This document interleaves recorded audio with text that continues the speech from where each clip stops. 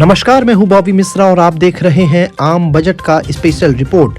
और इस special report में मैं आज आपको बताऊंगा कि क्या है बजट 2022 की 10 महत्वपूर्ण बातें जो आपको जानना बेहद जरूरी है।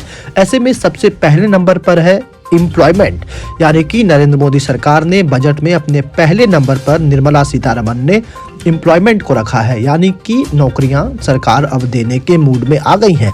लगातार बेरोजगारी को लेकर के जो है विपक्ष ताना मार रहा था केंद्र सरकार को, लेकिन अब केंद्रीय मंत्री निर्मला सीतारमण ने आड़े हाथों ले लिया है विपक्ष के एजेंडे को। उन्होंने बजट में साफ तौर से कहा कि इस वित्तीय वर्ष में 60 लाख नई नौकरियां सृजित की जाएंगी।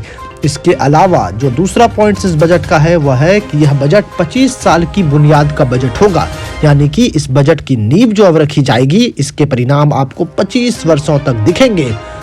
एक साल में 25,000 किलोमीटर हाईवे बनेगा।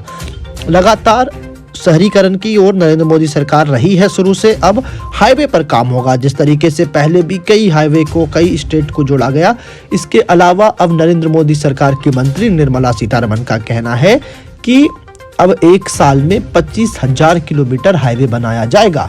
बजट की चौथी जो सबसे महत्वपूर्ण बातें हैं वो ये कि 3 साल में 400 नई पीढ़ी की वंदे भारत ट्रेन चलाई जाएगी। गौर करने वाली बात है कि एक और जहां लगातार विपक्ष रेलवे की निजीकरण की बात कर रहा था, वहीं अब केंद्रीय मंत्री निर्मला सीतारमण ने बजट भाषण में बड़ी घोषणा की। उन्होंने कहा कि 3 साल में 400 नई पीढ़ी की वंदे भारत ट्रेन चलाई जाएगी।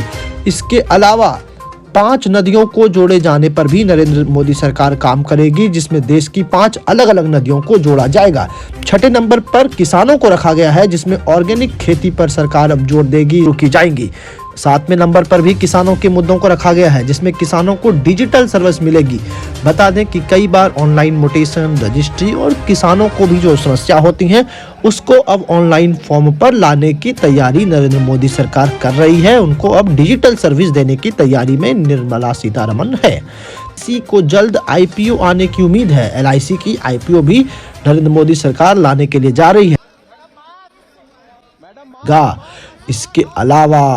इसके अलावा जो 9वां नंबर है वो ये है कि तिलहनों के उत्पाद बढ़ाने की दिशा में राज्य सरकार काम करेगी।